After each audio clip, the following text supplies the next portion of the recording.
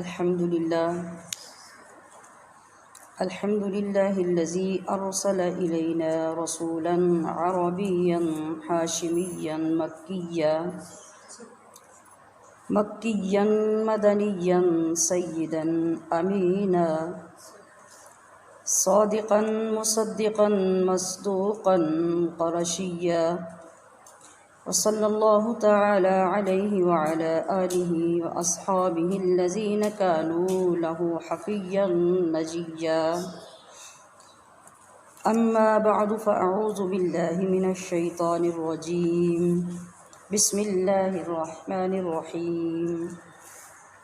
وكلوا واشربوا حتى يتبين لكم الخيط الأبيض من الخيط الأسود من الفجر ثم أتموا الصيام إلى الليل. صدق الله مولانا العظيم وبلغنا رسوله النبي الكريم الأمين. رب اشرح لي صدري ويسر لي أمري واحلل عقدة من لساني يفقه قولي. سبحانك لا علم لنا إلا ما علمتنا إنك أنت العليم الحكيم. إن الله وملائكته يصلون على النبي يا أيها الذين آمنوا صلوا عليه وسلموا تسليما. صل على نبينا صل على محمد صل على رسولنا صل على محمد صل على کریمنا صل على محمد صل على رحیمنا صل على محمد. مشکلیں ان کی حل ہوئیں، قسمتیں ان کی کھل گئیں. مشکلیں ان کی حل ہوئیں، قسمتیں ان کی کھل گئیں. ورد جنہوں نے کر لیا صلی علی محمد صلی علی نبینا صلی علی محمد.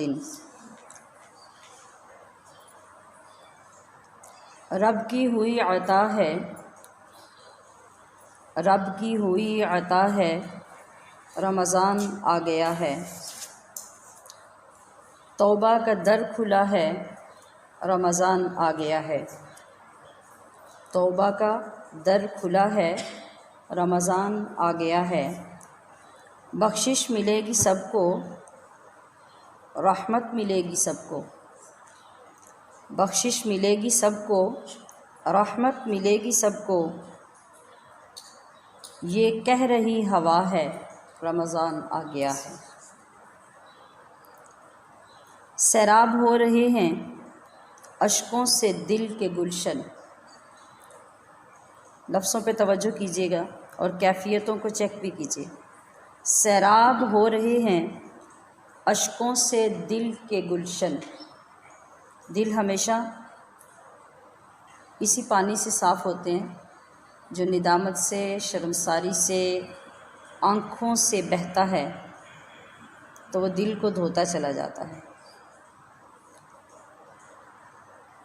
کیا اس ایک ہفتے میں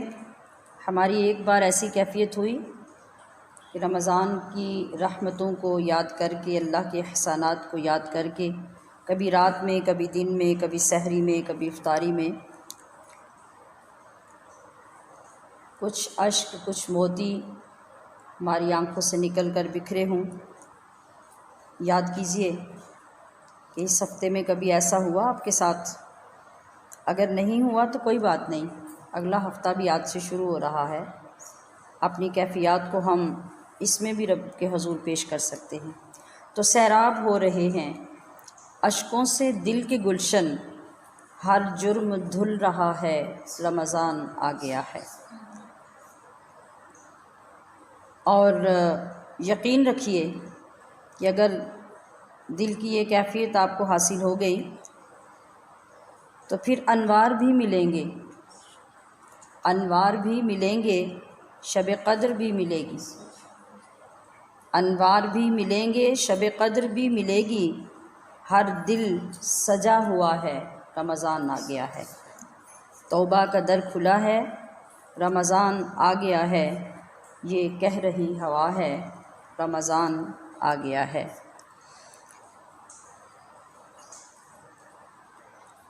ہمشیران محترم، ماہ مقدس کی بہاروں میں صبحیں گزر رہی ہیں، شامیں گزر رہی ہیں، اور ہر صبح جس میں اللہ اور اس کے پیارے حبیب علیہ الصلاۃ والسلام اور اس ماہ مبارک کی برکتوں رحمتوں کا ذکر ہوتا ہے، آج اس عشرے میں سب سے افضل ترین دن ہے، جس کو سید الایام کہا جاتا ہے، جس کو یوم النور کہا جاتا ہے، جس کو یوم العید کہا جاتا ہے، اور عرف عام میں اس دن کو جمعۃ المبارک کہا جاتا ہے۔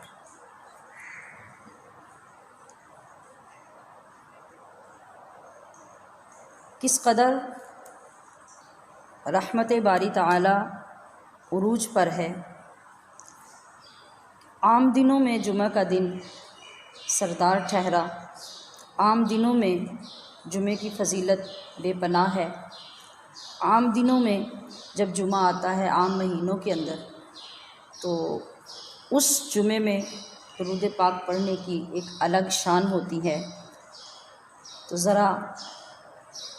تصور میں بسائیے اس ماہ مبارک کے ہر لمحے کو، اور تصور میں بسائیے اس پہ برسنے والی رحمت کو، کہ جب یہ دن نکل رہا ہے تو اللہ کی رحمت کتنے جوش سے برسنے کو بے قرار ہے۔ جس دن کے لیے اللہ کریم نے یہ وعدہ فرما رکھا ہے کہ اگر ہر افطاری کے وقت میں 6 لاکھ لوگوں کو بخشا جاتا ہے، تو پھر پورے ہفتے کے 6 لاکھ لوگوں کو جمع کر کے جمعے کی افطاری میں بخشا جائے گا۔ عام دنوں میں جب درود پاک پڑھتے ہیں تو ہماری کیفیات پر ڈیپینڈ کرتا ہے کہ ہم محبت سے درود پڑھ رہے ہیں یا دوسروں کو دیکھ کر ان کا ساتھ دے رہے ہیں، اپنے محبوب کی چاہت میں، ہجر میں، فراق میں، جستجو میں، تڑپ میں درود پڑھ رہے ہیں، یا پھر بس نارمل ایک عادت کے مطابق پڑھ رہے ہیں، تو اس کے مطابق ہمیں اجر و ثواب دیا جاتا ہے، اس کے مطابق ہمارا درود بارگاہ خداوندی میں پہنچتا ہے، بارگاہ رسالت مآب میں پہنچایا جاتا ہے۔ یعنی ہر فعل ہمارا، ہر قول اللہ کی بارگاہ میں تو کرامن کاتبین پہنچاتے ہی ہیں، مگر وہ جو مخصوص فرشتے اس ڈیوٹی پہ فائز ہوتے ہیں، جنہوں نے رسول اللہ صلی اللہ علیہ وسلم کی بارگاہ اقدس میں امتیوں کا درود پہنچانا ہوتا ہے، تو وہ درود لے کر آپ صلی اللہ علیہ وسلم کی بارگاہ اقدس میں پہنچاتے ہیں، مگر لجپال آقا، اللہ کے پیغمبر، نبیوں کے سرور، رحمت للعالمین فرماتے ہیں کہ جب جمعہ کے دن کوئی شخص میری محبت میں ڈوب کر درود پڑھتا ہے تو میں اس کا درود خود سماعت فرماتا ہوں۔ بعض روایات میں ہے کہ جمعہ کے دن ویسے تو کثرت سے سارے دن میں درود پڑھنے کی کوشش کرنی چاہیے، لیکن اگر عصر کی نماز کے بعد 80 مرتبہ کوئی شخص اسی کیفیت میں، اسی محبت میں ڈوب کر اپنے محبوب آقا کی ذات اقدس پہ درود و سلام کے گجرے نچھاور کرتا ہے، تو اللہ کریم اس کے 80 سال کے صغیرہ گناہ معاف فرما دیتا ہے۔ اور وہ درود پاک بھی جو بزرگان دین نے لکھا ہے، جو عصر کے وقت پڑھنا ہے، وہ طویل درود پاک نہیں، چند الفاظ پر مشتمل ہے، لیکن اللہ کے ہاں الفاظ کی کاؤنٹنگ نہیں ہوتی اور اس کے برابر وزن نہیں بنتا۔ اللہ کے ہاں وزن ہمارے اخلاص کے ساتھ بنتا ہے، اللہ کے ہاں وزن ہماری محبت کے ساتھ بنتا ہے۔ آپ پورا قرآن بھی ایک رات میں پڑھ لیں، لیکن اس کے پیچھے سوچ دکھاوے کی، لوگوں کو بتانے کی ہے کہ میں ایک رات میں قرآن پڑھ لیتی ہوں، تو اس کا تو اتنا اجر و ثواب نہیں ملے گا۔ ہاں، اگر اللہ کی محبت میں ڈوب کے اس کے کلام کی عظمت کے لیے، اور اس لیے کہ یہ ہمارے آقا صلی اللہ علیہ وسلم کے قلب اقدس پر نازل ہوا ہے، اس کی شان کی وجہ سے، عظمت کی وجہ سے آپ ایک پارہ تو کیا، ایک سورت بھی اس کی محبت میں ڈوب کر پڑھ لیں تو اس پورے قرآن کی نسبت اس کا ثواب اللہ آپ کو زیادہ عطا کر دے۔ تو اسی طرح اگر آپ صلی اللہ علیہ وسلم کی عظمت، رفعت، شان اس کو محسوس کرتے ہوئے اور اپنے اندر محبت پیدا کرتے ہوئے جب کوئی جمعہ کے دن عصر کی نماز کے بعد بیٹھ کر پڑھتا ہے اللہم صلی علی محمد النبی الامی، تو یہ وعدہ فرمایا جا رہا ہے کہ اس پڑھنے والے کے 80 سال کے صغیرہ گناہ معاف کر دیے جاتے ہیں۔ پھر آج کے دن یعنی جمعۃ المبارک کے دن سورہ کہف پڑھنے کی بہت فضیلت ہے، جو بزرگان دین سے منقول ہے۔ فرمایا گیا ہے کہ جو شخص جمعہ کے دن سورہ کہف کی تلاوت کی عادت بنا لیتا ہے، یہ توجہ سے سماعت فرما لیجئے، ایک سورہ قاف ہے اور میں جو ذکر کر رہی ہوں یہ سورہ کہف کا ذکر کر رہی ہوں، جو 15ویں پارے سے شروع ہو کر 16ویں میں اختتام پذیر ہوتی ہے۔ اس کی فضیلت میں لکھا گیا ہے کہ جو شخص جمعہ کے دن اس کو پڑھتا ہے تو ایک جمعہ سے اگلے جمعے تک اللہ اپنی رحمت کا نور اس شخص کو عطا فرماتا ہے۔ ایک اور روایت میں اس کی فضیلت یوں ہے کہ جو شخص جمعہ کے دن سورہ کہف کی تلاوت کرتا ہے تو اس کے گھر سے لے کے اللہ کے حرم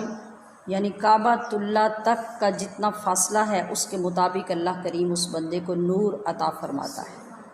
جو نور قیامت میں اس کی تاریکی کو دور کرنے کا سبب بنے گا۔ تو یہ وہ مختصر اور آسان عمل ہیں جن کا میں نے تذکرہ کر دیا کہ آج کے دن میں آپ ان وظائف کی رحمت اور ان کے انعامات سے بھی بہرہ ور ہونے کی کوشش کیجیے۔ اور اس کے علاوہ جمعۃ المبارک کو خواتین اکثر نماز تسبیح ادا کرتی ہیں، اس کی بھی کوشش کرنا بہت اچھا ہے، لیکن ایک چیز جو ہم سال ہا سال سے عرض کرتے آ رہے ہیں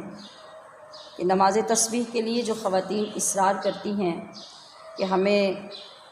دعوت دینے والا خود نماز پڑھائے اور ہم اس کے پیچھے کھڑے ہو کر نماز پڑھیں، تو بخدا ایک طویل عرصہ ہو گیا آپ کو سمجھاتے ہوئے بتاتے ہوئے، تو اب کوشش فرما لیجئے کہ کم از کم 4 رکعت نماز آپ خود کھڑے ہو کے ادا فرما سکیں۔ نفل نماز ہے، نماز تسبیح اور نفل نمازوں میں افضل ترین نماز ہے، لیکن اس کو اس انداز سے پڑھنا جو ہمارے ہاں مروج ہے یہ بالکل بھی درست نہیں ہے۔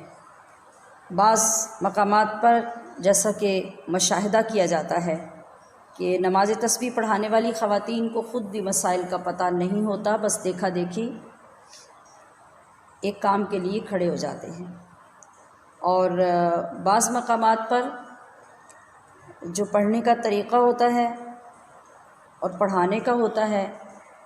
وہ مکمل طور پہ خواتین نے سیکھا نہیں ہوتا، اور نماز کے لیے جب کھڑے ہوتے ہیں اور پورا وقت جو لوگ پیچھے پڑھ رہے ہوتے ہیں، اس طرح سے کسی کی بھی نماز درست نہیں ہوتی۔ بہترین طریقہ نفل عبادت کرنے کا یہ ہے کہ یا تو ان کو اپنے گھروں میں جب آپ واعظ تقریر سننے کے بعد محفل کے بعد گھر جاتے ہیں تو گھروں میں جا کے ادا کریں تاکہ آپ کے گھروں میں بھی برکت نازل ہو، اور اگر ایسا ممکن نہ ہو تو جہاں پر بھی آپ تشریف لاتے ہیں محفل کے لیے اس جگہ پر آپ سیکھ کر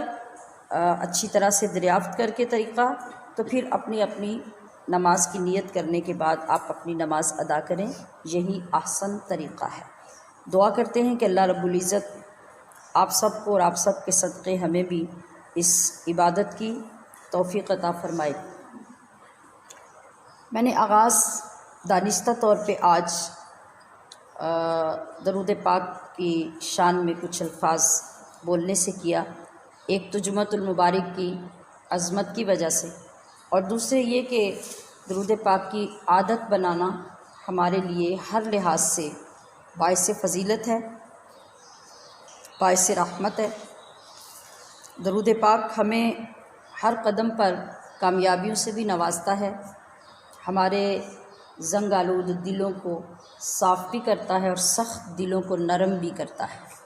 درود پاک کی نسبت سے انسان کو سچی توبہ کی توفیق بھی ملتی ہے اور حضور صلی اللہ تعالی علیہ وسلم کی شفاعت کا مستحق بھی ہو جاتا ہے۔ اور اگر انسان کامل یقین کے ساتھ درود پاک کو ہی اپنا ہر وقت کا وظیفہ بنا لیتا ہے، اور پھر جیسا کہ میں نے پہلے عرض کیا کہ اس کی محبت پہ ڈیپینڈ کرتا ہے کہ وہ کتنی محبت کے ساتھ اپنے محبوب اقدس پر درود بھیجتا ہے، اسی کے مطابق اس کی مشکلات بھی رب العزت دور فرماتا ہے۔ حضرت عبداللہ ابن عمر رضی اللہ تعالی عنہ روایت فرماتے ہیں کہ ایک شخص چوری کے الزام میں حضور صلی اللہ تعالی علیہ وسلم کی بارگاہ میں پیش کیا گیا۔ چوری کیا تھی؟ ایک شخص کی اونٹنی گم ہو گئی جو مل نہیں رہی تھی۔ کافی تلاش کے بعد اس مذکورہ شخص کے کھیت سے ملی، لہٰذا لوگ اس کو پکڑ کر، اونٹنی کو بھی پکڑ کر حضور کی بارگاہ میں لے آئے کہ یہ ہمارا چور ہے۔ جب گواہیاں اس کے خلاف ملی تو آپ صلی اللہ تعالی علیہ وسلم نے اس شخص کا ہاتھ کاٹنے کا حکم دیا۔ آقا علیہ السلام کی بارگاہ تھی، آپ کا غلام تھا، کیا مجال تھی کہ سر اٹھاتا یا اپنی صفائی میں کچھ بولتا؟ کچھ نہیں بولا، سر تسلیم خم کیا اور مقررہ جگہ پر ہاتھ کاٹنے کے لیے لے جانے کا حکم دے دیا گیا۔ جب وہاں سے وہ جانے لگے تو اونٹنی ادھر ہی کچھ فاصلے پر بندھی تھی۔ اس شخص کو جب لے جایا جانے لگا تو کچھ دیر کے بعد اونٹنی نے اتنا شور مچایا اور اتنا اچھلنا کودنا شروع کر دیا کہ وہ کسی کے قابو میں نہیں آ رہی تھی۔ غیر معمولی کیفیت ملاحظہ فرما کے رحمت عالم صلی اللہ تعالی علیہ وسلم نے اس اونٹنی کو لانے کو کہا، تو جس طرح اس بارگاہ کو ہرنیاں بھی پہچانتی تھیں، جس بارگاہ کو چڑیاں بھی پہچانتی تھیں، جس بارگاہ کو درخت بھی پہچانتے تھے، جس بارگاہ کو پہاڑوں کے پتھر بھی پہچانتے تھے، تو یقیناً وہ اونٹنی بھی پہچانتی تھی۔ جب لائی گئی تو سر جھکا کر کھڑی ہو گئی اور آپ صلی اللہ تعالی علیہ وسلم نے اس سے دریافت فرمایا کہ تو ایسا کیوں کر رہی ہے اور تو کیا کہنا چاہتی ہے؟ تو اونٹنی نے اپنے حسب حال آقا علیہ الصلوۃ والسلام کی بارگاہ میں عرض کیا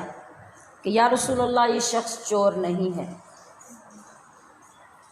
آپ نے فرمایا تو پھر؟ اونٹنی کہنے لگی کہ آقا، اس کا کوئی قصور نہیں ہے، میں بھوکی تھی، میں بندھی ہوئی تھی اور یہ شخص مجھے باندھ کے چلا گیا تھا، میں نے خود اپنا رسہ توڑایا اور میں کھیت میں چلی گئی، لہٰذا اس شخص کا کوئی قصور نہیں ہے۔ آپ صلی اللہ تعالی علیہ وسلم نے پیچھے ایک آدمی کو، غلام کو بھیجا کہ اس شخص کو واپس لایا جائے۔ اس شخص کو جب واپس لایا گیا، آپ صلی اللہ تعالی علیہ وسلم نے اس کی طرف دیکھا اور فرمایا کہ تو کیا پڑھ رہا تھا؟ کہ میں نے دیکھا کہ اگر میں تجھے واپس نہ بلاتا تو آسمان کے فرشتے میرے اور تیرے درمیان حائل ہو جاتے، جو تیرا ہاتھ کاٹنے سے روکنا چاہتے تھے۔ ادھر اونٹنی کی یہ کیفیت، تو کیا کر رہا تھا؟ تیرا کیا عمل تھا جس کی وجہ سے اللہ کریم نے اس طریقے سے تیری مدد فرمائی؟ ذرا سماعت فرمائیے محبت سے کہ اس شخص نے کہا کہ یا رسول اللہ، میرا اکثر یہ ورد ہے کہ میں آپ کی ذات اقدس کو یاد کر کے آپ کے تصور میں ہو کر ان سیغوں کے ساتھ درود پاک پیش کرتا رہتا ہوں، اور ابھی بھی جب آپ نے ارشاد فرما دیا تو میں یہی درود پڑھتا جا رہا تھا۔ آپ نے ارشاد فرمایا کہ سناؤ تم کیا پڑھ رہے تھے؟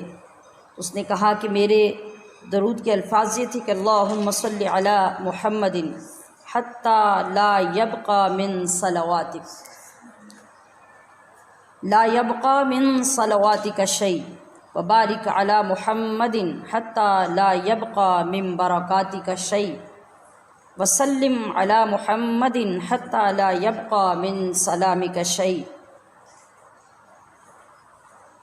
بس ان الفاظ اور اس درود پاک کی برکت تھی کہ اللہ رب العزت نے اس شان کے ساتھ اس شخص کو بری کروا دیا، اور آپ صلی اللہ تعالی علیہ وسلم نے فرمایا کہ تیرا یہ درود سن کر اس وقت مدینے کی پوری گلیوں میں اللہ کے فرشتے بھرے پڑے ہیں۔ تو توجہ طلب بات یہ ہے کہ درود پاک کے سیغے کوئی بھی ہوں، آپ صلی اللہ تعالی علیہ وسلم کی شان میں کوئی بھی درود پڑھا جائے تو کتابوں میں ہم یہ پڑھتے ہیں، بزرگان دین کے متعلق ہم یہ پڑھتے ہیں کہ ان کو یہ فیض ملا، ایسا ہوا، مگر ہم ان نعمتوں سے محروم رہتے ہیں۔ اس لیے ہم صرف گنتی پوری کرنے کے چکر میں ہوتے ہیں کہ ہم نے کتنے ہزار پڑھا، کتنی تسبیحیں پڑھی، اسی چکر میں ہم جتنی تیز زبان کے ساتھ اس درود پاک کو پڑھتے ہیں، نہ اس کے معانی کا علم ہوتا ہے، نہ اس کی طرف کوئی توجہ ہوتی ہے، نہ چہرہ والضحیٰ کی طرف کوئی تصور ہوتا ہے، نہ زلف واللیل کا خیال ہوتا ہے، نہ آپ کی شان اقدس کی طرف ہماری کوئی محبت کا رخ ہوتا ہے۔ یہی وجہ ہے کہ ہمارے الفاظ تو گنے جاتے ہیں، تسبیحات تو پوری ہو جاتی ہیں، مگر ہمیں وہ فیض نصیب نہیں ہوتا۔ ورنہ تو آج جو دن ہے، اگر ہمارا یقین کامل ہو جائے، میں ضمنی طور پہ اپنے تمام بھائیوں اور بزرگوں کی خدمت میں بھی ایک خوشخبری عرض کروں آج کی مقدس مناسبت سے، کہ آج کا دن جو جمعۃ المبارک ہے، وہ رمضان کا یا غیر رمضان کا کوئی بھی ہو، جب عام جمعے میں بھی یہ شان ہوگی تو یقینی طور پہ رمضان کے جمعے میں تو 70 گنا زیادہ اس جمعۃ المبارک کی شان ہو۔ تو جمعۃ المبارک کو جب لوگ ابھی گھروں میں تیار ہو رہے ہوتے ہیں جمعے کے لیے، تو اللہ تبارک و تعالیٰ فرشتوں کو خاص انداز کے ساتھ دنیا میں نازل فرماتا ہے، جن کو جنت سے سونے کا قلم اور چاندی کے کاغذ جنت کے دے کر بھیجے جاتے ہیں، اور وہ آ کر ہماری مسجدوں کے باہر کھڑے ہو جاتے ہیں، اور جو خوش نصیب اول، دوئم، سوئم اور اس طرح درجوں کے حساب سے اندر آتے جاتے ہیں، ان کی نیکیوں کے ساتھ، ان کے ناموں کے ساتھ، ان کی ولدیتوں کے ساتھ ان کی حاضری لکھتے جاتے ہیں، اور پھر اسی پروٹوکول سے ان خوش نصیب لوگوں کے نام اللہ کے حضور پیش کیے جاتے ہیں جو اس اہتمام سے اپنی مسجدوں میں جمعہ ادا کرنے کے لیے جاتے ہیں۔ تو کرم بالائے کرم یہ ہے کہ اللہ رب العزت نے اپنی بندیوں پر، جنہیں اس نے انتہائی کمزور پیدا کیا، مگر رحمت اتنی فرمائی کہ بے شمار مقامات پہ انہیں مردوں کے ساتھ اجر و ثواب میں برابر کا شریک فرما دیا، اگرچہ ان کی طرح وہ باہر نکل کر وہ کام نہیں کرتی جو مرد حضرات کرتے ہیں۔ تو اب آپ تمام عزیزات محفل، آپ بہنیں ہیں، بیٹیاں ہیں، مائیں ہیں، بیویاں ہیں، آپ سب کے لیے بھی یہ خوشخبری ہے کہ جمعے کے دن جو مرد حضرات مسجد میں پہنچ کر ثواب حاصل کر سکتے ہیں، آپ گھروں میں بیٹھ کر بھی وہ ثواب حاصل کر سکتی ہیں۔ اب آپ سوچ رہی ہوں گی کہ وہ کس طرح؟ وہ اس طرح کہ اللہ کریم آپ کو رمضان المبارک کے تصدق سے ایک فیض عطا کر رہا ہے، ایک علم عطا کر رہا ہے۔ اس علم کے موتی سنبھال کے رکھیے، اور جب بھی جمعۃ المبارک آئے، اپنے گھر میں اپنے بیٹوں کو، اپنے بھائیوں کو، اپنے شوہروں کو، اپنے والدین اور بزرگوں کو، باپ اور جو بھی گھر میں بزرگ ہوتے ہیں ان کو ٹائم سے پہلے یاد کروانا شروع کر دیں آج جمعۃ المبارک ہے، اور محبت سے ان کی تیاری کر دیں، ان کا لباس تیار کر دیں، ان کی خوشبو تیار کر دیں، ان کے جوتے تیار کر دیں، اور ان کو اہتمام کر کے یاد دلا کے محبت پیدا کر کے مسجد میں بھیجیں، جو ایک ایک قدم چل کے جانے پر، مسجد میں داخل ہونے پر، نماز جمعہ ادا کرنے پر، لوٹ کے گھر آنے پر جتنا اجر و ثواب انہیں ملے گا، اللہ رب العزت گھر بیٹھے ہوئے وہ آپ کو بھی عطا فرمائے گا۔ اس طرح آپ کی ایک تبلیغ کی ڈیوٹی پوری ہو جائے گی، ایک خدمت کی ڈیوٹی پوری ہو جائے گی، اور دوسرے اس عبادت کا حصہ آپ کو نصیب ہو جائے گا جو مرد حضرات کو مسجد میں ملے گا۔ تو آئیے آج آگے چلتے ہیں۔ ہم نے جو کل موضوع شروع کیا تھا سحری اور افطاری کا، الحمدللہ سحری کا بیان تو ہمارا تقریباً مکمل ہو گیا تھا کہ اس کی کتنی برکات ہیں اور کتنا اجر و ثواب ہے، اور پھر سحری کھانے کا شرعی طور پہ حکم کیا ہے۔ اگر آپ کو یاد ہو تو آپ دہرا سکتے ہیں کہ سحری کھانا مستحب ہے، اور اس کا ثواب اتنا ہے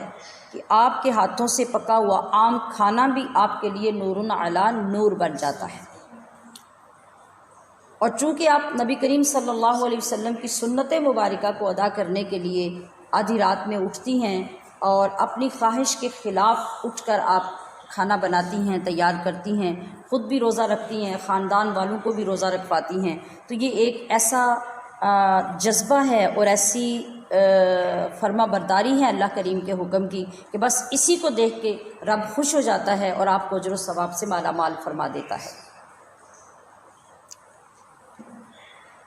تو رب العزت نے ارشاد فرمایا ہے کہ وَكُلُوا وَاشْرَبُوا حَتَّى يَتَبَيَّنَ لَكُمُ الْخَيْطُ الْأَبْيَضُ مِنَ الْخَيْطِ الْأَسْوَدِ مِنَ الْفَجْرِ۔ یہ تو سحری کے متعلق بات تھی۔ ثُمَّ أَتِمُّوا الصِّيَامَ إِلَى اللَّيْلِ، یہ اینڈ کی بات ہے کہ پھر یہ جو کچھ تم سحری میں کر لو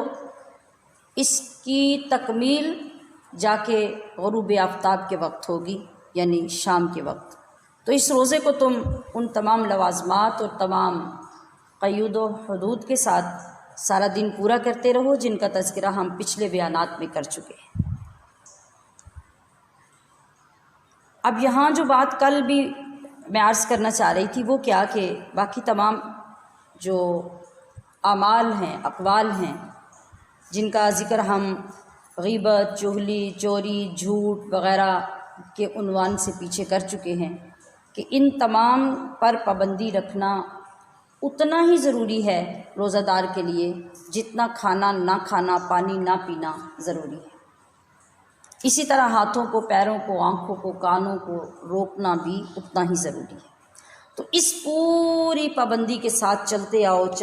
اور مغرب میں آ کے تمہارا روزہ اتم الصیام مکمل ہو جائے گا، اور پھر اللہ کے بتائے ہوئے اور اس کے حبیب کے بتائے ہوئے طریقے کے مطابق اس کو پورا کرو۔ اس سے پہلے ایک جملہ توجہ سے سماعت فرما لیجئے کہ گزشتہ کل کا جو بیان تھا وہ آپ کو حصہ اول اور حصہ دو حصوں میں وصول ہوا تھا۔ وہ کچھ نیٹ کے مسائل کی وجہ سے، آسانی کی وجہ سے، اور ایک بیان کو آدھا آدھا کر کے 2 حصوں میں ریکارڈ کیا گیا، لیکن آپ کی جو سننے کی رپورٹ تھی وہ یہ بتا رہی تھی کہ آپ میں سے زیادہ لوگوں نے اول حصے کو سنا ہے اور دوم حصے کو سب نے نہیں سنا، کہ وہ آپ کی رپورٹ برابر کی نہیں ہے۔ تو اب اچھی طرح سے سمجھ لیجئے کہ اب کے بعد جتنے بھی آپ کو بیان ملیں گے وہ 2 حصوں میں ملیں گے، یعنی ایک حصہ اول ہوگا، ایک حصہ دوم ہوگا، تو وہ آپ کے ایک ہی دن کے ہوں گے، ٹائم اتنا ہی ہوگا، صرف ہم خود اپنی سہولت کے لیے اس کو ہاف کر کے ریکارڈ کر کے آپ کو بھیجیں گے۔ تو عزیزات محتشم، میں یہ عرض کر رہی تھی کہ نبی کریم صلی اللہ تعالی علیہ وسلم نے جب سحری کا وقت ہوا تو سحری والوں کے لیے دعائیں کیں، ان کے لیے برکت کی دعائیں کیں، اللہ کریم سے سحری کھانے والوں کے لیے رحمت کی دعائیں کیں، ان کے اوپر برکت نازل کرنے کی دعائیں کیں۔ مثلا آپ علیہ الصلوۃ والسلام نے فرمایا اللہم صلی علی المتسحرین کہ اے اللہ سحری کھانے والوں پر اپنی رحمت نازل فرما۔ پھر فرمایا اللہم بارک لامتی فی سحورہما کہ اے اللہ ان لوگوں کی سحری میں، جو میری امت ہے ان کی سحری میں برکتیں پیدا فرما۔ اور پھر اللہ کے فرشتے سحری کھانے والوں کے لیے دعا کرتے ہیں۔ اور انتہائی خوبصورت بات ہم سب کے لیے یہ ہے کہ اللہ تعالیٰ نے آسمانوں کے فرشتوں کو مختلف عبادتوں کے لیے پیدا فرمایا ہے۔ مختلف عبادتیں مطلب قیام، رکوع، سجود، قومہ، تشہد، یہ مختلف انداز ہیں فرشتوں کی عبادت کی۔ مگر جب رمضان المبارک جلوہ گر ہوتا ہے تو اللہ کریم فرماتا ہے اپنے فرشتوں سے کہ اے فرشتوں، اس پورے مہینے میں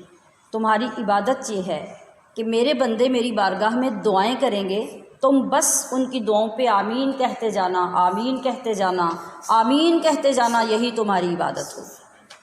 ذرا اپنی عزت افزائی پہ غور فرمائیے، اپنے پروٹوکول پہ غور فرمائیے جو محمد مصطفیٰ احمد مجتبیٰ صلی اللہ تعالیٰ علیہ وسلم کے صدقے سے آپ کو نصیب ہو رہا ہے۔ کہاں فرشتے اور کہاں ہم؟ تو ہماری دعا کی اہمیت، ہماری دعا کی شان یہ ہے کہ اللہ فرما رہا ہے کہ بس اس پورے ماہ میں تمہاری عبادت ہی اتنی رہ جائے گی کہ میرے بندے، میرے مومن لوگ، بندے جو ہیں میرے حبیب کے امتی، وہ دعائیں کریں گے اور تم صرف ان کی دعاؤں پہ آمین کہتے رہو۔ پھر آپ بتائیے کہ جب فرشتے مستعد ہو جائیں گے ہر وقت آل ٹائم ہماری ہر دعا پہ آمین کہنے کے، تو کیا اللہ پاک ان دعاؤں کو قبول نہیں فرمائے گا؟ بشرطے کہ ہم نے ان شرائط کے ساتھ دعاؤں کو مانگنا شروع کیا جو اللہ اور اس کے حبیب صلی اللہ علیہ وسلم نے ہمیں سکھائی ہیں۔